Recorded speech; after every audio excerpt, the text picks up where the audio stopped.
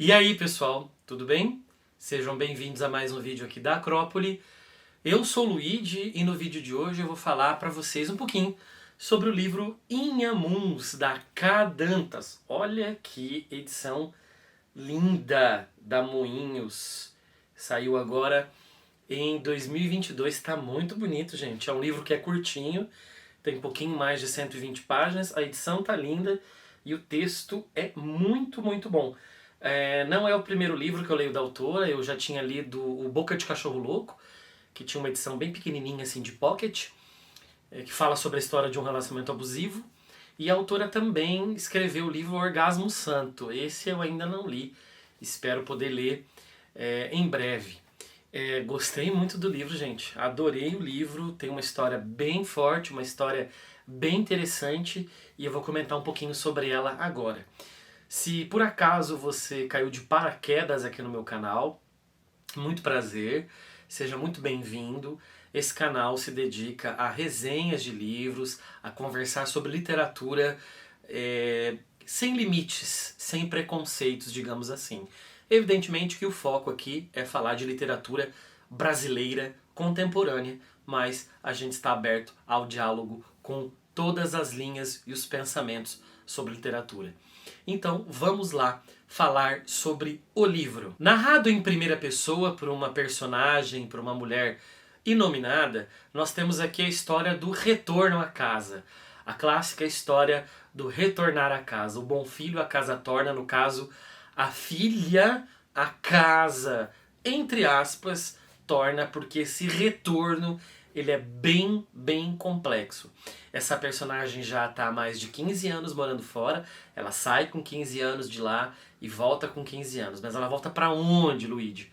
Ela volta para a cidade de Tauá, no sertão dos Inhamuns, no estado do Ceará.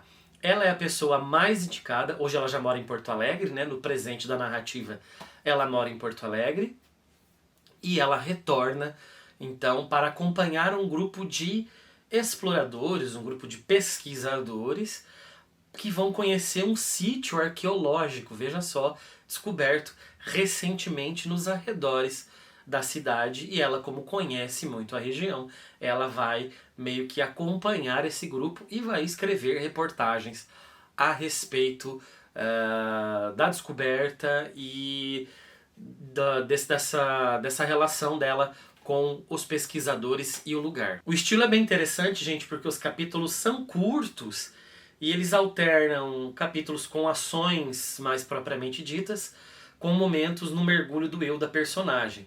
E às vezes isso acontece de um parágrafo para o outro, tá? Não é assim dentro do capítulo especificamente, mas de um parágrafo para o outro. A narração ela muda o tom, às vezes um acontecimento ali que faz com que ela mergulhe no eu. E não só isso, faz ela mudar também de tempo. Ela sai do presente da narrativa para mergulhar nas suas memórias, para trazer à tona, então, muitos fatos que aconteceram com ela no passado. Isso é interessante porque a autora sabe dosar bem as informações que ela vem dando sobre o passado dessa personagem, então tudo vai sendo revelado e vai se encaixando aos poucos e não de uma vez só no início. Então nessa questão é muito bem organizado, a gente vai acompanhando a trajetória em dois planos cronológicos dessa personagem. É um retorno que pode ser doloroso, pode ser prazeroso em outras questões. E que talvez possa fugir também do controle dessa personagem. Só para vocês terem uma ideia, isso não é nenhum grande spoiler, logo no começo ela já se encontra com um homem com quem ela tinha uma grande amizade no passado. Eles eram muito próximos e, digamos, não sei usar a palavra, se namorados ou o que seja, mas eles se reencontram. Ele é motorista então dessa expedição, desse grupo, né?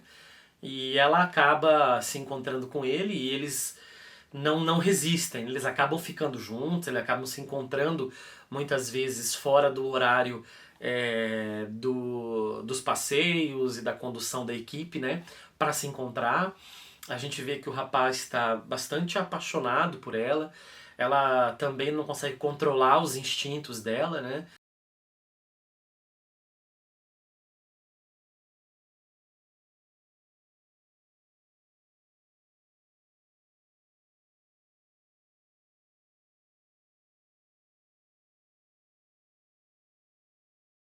Esse rapaz, gente, tem um papel muito importante na vida dessa mulher. Por quê? Porque é a única figura afetiva que ela teve no lugar. É claro, a avó que cuidou dela tem uma questão de um afeto muito grande, mas não tinha um afeto físico. Só para contextualizar, a mãe dela morre, a mãe dessa narradora, morre quando ela é muito jovem, se eu não me engano, em torno dos 2 anos de idade. E a avó quem assume a maternidade, então. E assim, a avó ela não sabe demonstrar muito sentimento, pelo menos fisicamente. A mãe morreu, o pai ela não sabe, o avô já morreu, né? E ela tem então uma tia que tem ali, que mora ali com elas. Inclusive isso é interessante porque essa questão desse núcleo dela de casa infantil, primeiro, sempre foi muito feminino, tá? Não era masculino. E ela e a tia têm um relacionamento, digamos, para falar assim, para usar um termo menor, para usar um eufemismo, insuportável, porque a coisa tá muito além disso, é uma coisa absurda a relação das duas, elas se odeiam e a gente vai entender por quê, ou seja, essa menina ela não tem nada afetivo físico e que ela tem com o menino. Então por isso essa marca tão forte do passado que volta à tona no presente. Mas basicamente, gente, ao mesmo tempo que retoma memórias da infância, são memórias pesadas. É um lugar opressor para essa mulher.